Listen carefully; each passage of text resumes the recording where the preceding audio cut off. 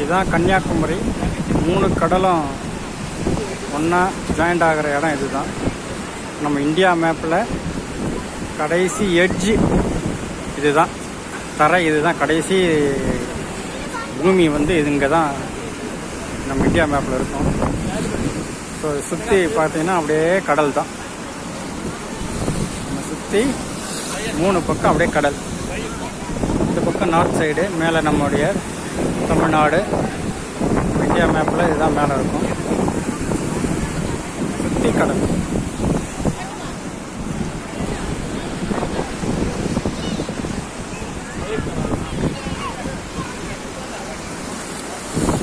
இது கன்னியாகுமரி பகவதி அம்மன் கோவில். பக்கத்தில் மாயம்மா ஜீவசமாதி இருக்குது, பார்க்கலாம்.